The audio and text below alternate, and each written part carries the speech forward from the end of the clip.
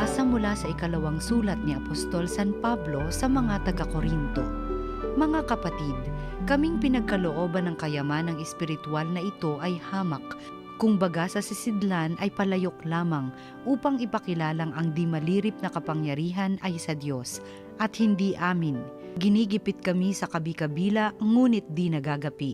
Kung minsay nag-aalinlangan kami ngunit di nawawalan ng pag-asa. Pinag-uusig kami, ngunit di nawawala ng kaibigan, na ibubuwal ngunit di tuluyang nailulugmok.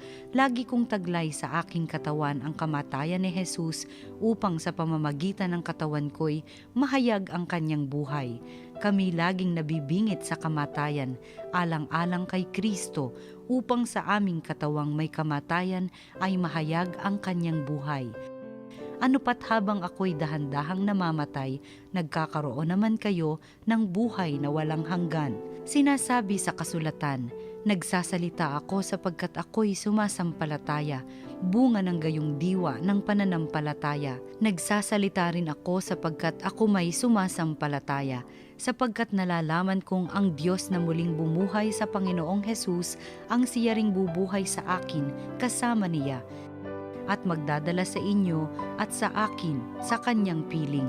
Ang lahat ng pagtitiis ko ay sa kapakanan ninyo upang sa pagdami ng mga nakatatanggap ng mga kaloob ng Diyos, lalo namang dumami ang magpapasalamat at magpupuri sa Kanya. Ang salita ng Diyos. Ang nagtanim na may luha ay aaning natutuwa. Nang lingapin tayo ng Diyos at sa Sion ay ibalik ang nangyaring kasaysayay parang isang panaginip. Lahat tayo ay natuwa, masasayang nagsiawit. Ang nagtanim na may luha ay aaning natutuwa. Ang sabi ng mga bansang nagmamasid sa paligid, ang ginawa ng Diyos nila ay dakila anong rikit. Dakila ngang masasabi, pambihira ang ginawa. Kaya naman kami ngayon kagalakay di kawasa. Ang nagtanim na may luha ay aaning natutuwa. Kung paanong inuulan yaong mga tuyong batis, sa sariling bayan namin kami poon ay ibalik, silang mga nagbubukid na nagtanim na may luha, bayaan mo na mag-aning, masasayat natutuwa. Ang nagtanim na may luha ay aaning natutuwa. Yaong mga nagsihayong dalay binhit na nanangis, ay aawit na may galak, dalay ani pagbalik. Ang nagtanim na may luha ay aaning natutuwa. Ang mabuting balita ng Panginoon ayon kay San Mateo. Noong panahong iyon, lumapit kay Jesus ang asawa ni Zebedeo, kasama ang kanyang mga anak. May ibig siyang hilingin kaya't lumuhod siya sa harapan ni Jesus. Ano ang ibig mo? Tanong ni Jesus. Sumagot siya, sana'y ipagkaloob ninyo sa dalawa kong anak na ito ang karapatan na makaupong katabi ninyo sa inyong kaharian, isa sa kanan at isa sa kaliwa. Hindi ninyo nalalaman ang inyong hinihingi. Sabi ni Jesus sa kanila, mababata ba ninyo ang hirap na babatahin ko? Opo, tugon nila. Sinabi ni Jesus, ang hirap na babatahin ko'y babatahin nga ninyo, ngunit wala sa akin ang pagpapasya kung sino ang mauupo sa aking kanan at sa aking kaliwa. Ang mga luklukang sinasabi ninyo'y para sa mga pinaghandaan ng aking ama. Nang marinig ito ng 10 alagad, nagalit sila sa magkapatid, kaya't pinalapit sila ni Jesus at sinabi sa kanila, alam ninyo na ang pinuno ng mga hentil ay naghahari sa kanila at ang mga dinadakila ang siyang nasusunod. Ngunit hindi ganyan ang dapat umiral sa inyo. Sa halip, ang sino man sa inyo na ibig maging dakila ay dapat maging lingkod, at sino mang ibig maging pinuno ay dapat maging alipin ninyo, tulad ng anak ng tao na naparito, hindi upang paglingkuran, kundi upang maglingkod at ialay ang kanyang buhay upang matubos ang marami. Ang mabuting balita ng Panginoon.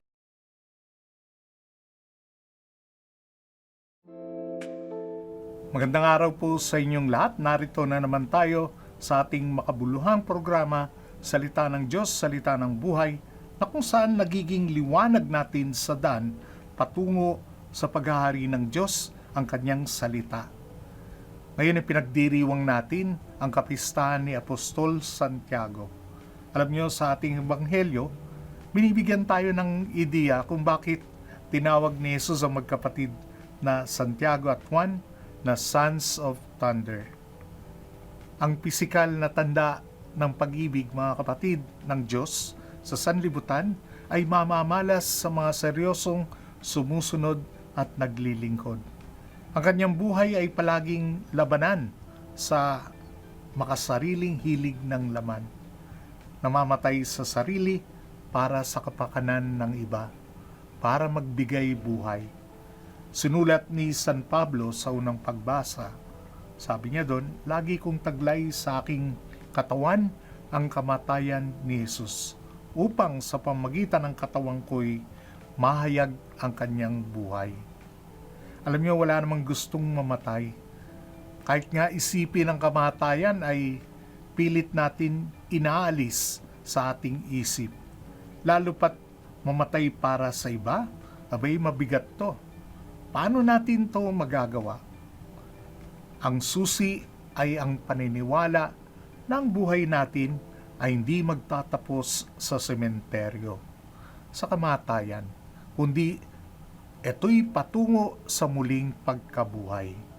May bagong buhay na walang hanggan. Kaya idinugtong pa ni Pablo. Sabi niya, sapagkat nalalaman ko ang Diyos na muling bumuhay sa Panginoong Hesus ang siyang bubuhay sa akin kasama niya at magdadala sa inyo at sa akin sa kanyang piling. Ang kamatayan ay bahagi lamang ng proseso mula sa lumang buhay ng pagkakasala patawid sa bagong buhay na kapiling ang Diyos. Ito ang proseso ng misteryo paskal. Ito ang buhay Kristiyano. May pagdurusa, may kamatayan, pero laging may kaluwalhatian. Ang mamatay ay di lamang pisikal.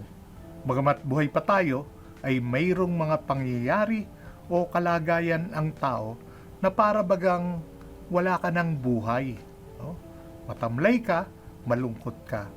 Katulad na lang ng mawalan ng kahulugan ng iyong buhay para sa ibang tao, maging sa iyong sarili, yung hindi ka pinakikinggan, maliitin, o kaya walang nagmamahal sa iyo. Ang kalagayan na ito ay nakamamatay. Kaya naman ang tao ay nagsisikap upang iangat palagi ang kanyang sarili, maging dakila o kaya kilalanin. Ito ang kalakaran ng mundo, maingat ang kanyang sarili kahit ano pa man ang paraan. Sabi ni Jesus sa Ebanghelyo, alam ninyo na ang mga pinuno ng mga hintil ay naghahari sa kanila at ang mga dinadakila ang siyang sinusunod. Kaya ganun na lamang ang pagkauhaw ng tao sa kapangyarihan na siya'y kilalanin, maparangalan. Masarap ang pakiramdam na nakakalamang tayo sa iba. Kumbaga yamado ka, no? Di ka maargabyado sa mundong ito. Kung susuriin natin ang ating mga sarili, makikita natin na ang ganitong klase ng pag-iisip ay mayroon lahat tayo. Sa Ebanghelyo, maging ang mga tagasunod ni Jesus, si Santiago at Juan, ay nabitag na din sa ganitong mentalidad, sa ganitong pag-iisip. Nagpauna na nga sila ng request, di ba? Makapwesto sa kanan at kaliwa ni Jesus kapag siya'y naghahari na.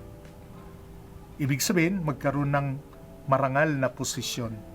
Marahil, sinasamantala nila dahil alam natin na malapit sila kay Jesus at baka masingitan pa sila ng iba. At dito, nagalit ang ibang mga apostol sa magkapatid. Bakit? Dahil sila rin naman ay naghangat ng mataas na pwesto. Kaya lang naunahan sila, maring wala lang silang lakas ng loob na magsabi kay Jesus. Buti pa sina Santiago at Juan ay nakakapagsalita kung ano yung kanilang saloobin. Katulad nila Santiago, maraming pagkakataon nakakagawa din tayo ng ganitong mga maling bagay. Nakakapagsalita ng saloobin natin na pwede nating sabihin na sablay palagi. Bagamat minsay mabuti ang ating intensyon, o pwede din dahil sa matinding pag-ibig natin, totoo din naman na ang lahat ay may makamundong ambisyon. Ganun pa man, nababakas kay Santiago ang pagnanais makasama si Jesus bilang tapat na kaibigan. At alam nito ni Jesus, kaya naman lalo niyang minamahal si Santiago. Bagamat nagkakamali, okay lang sa kanya ito kasi kilala niya kung ano nasa puso ni Santiago. Maring tayo'y nahuhusgahan, napupulaan dahil sa mga maling desisyon natin, mga maling timing, di naukol na reaksyon sa mga bagay-bagay, pero tayo'y pinapatawad dahil nasa tamang lugar ang ating puso. Yun ang mahalaga, yung puso natin. Palpak pero kaibig-ibig dahil mabuti ang hangarin ng puso. Lahat naman tayo ay nagkakamali. Ang mahalaga, ang puso natin ay nasa tamang lugar. At kapag nasa tamang lugar ang puso natin, may puwang ang Diyos ng kanyang pagtutuwid. At ang kanyang pag-ibig ay mananahan sa atin. Ang tunay na kadakilaan, mga kapatid, ay regalo ng Diyos. Ang makapagmahal, maging lingkod katulad ni Jesus. Sa bandang huli ay nakita ito ni Santiago at iba pang mga sumusunod kay Jesus na inialay din ang kanilang buhay hanggang kamatayan upang matubos ang marami. Maraming salamat po sa inyong lahat at ngayon tayo'y mananalangin. Sa ngalan ng Ama, ng Anak, at ng Espiritu Santo. Diyos amang makapangyarihan sa lahat, nawa ang mga makamundo naming ambisyon upang maging dakila ay huwag maging hadlang upang makabahagi kami sa iyong kaluwalhatian, sa regalong buhay mo para sa amin. Hangarin din namin na matulad kami sa iyong anak na handang ialay ang sarili at naglilingkod sa iba, sa halip na hangarin lamang ang kapangyarihan sa sanlibutang ito. Hinihiling namin lahat na ito sa ngalan ng anak na si Kristo ang aming Panginoon. Sa ngalan ng Ama, ng Anak, at ng Espiritu Santo.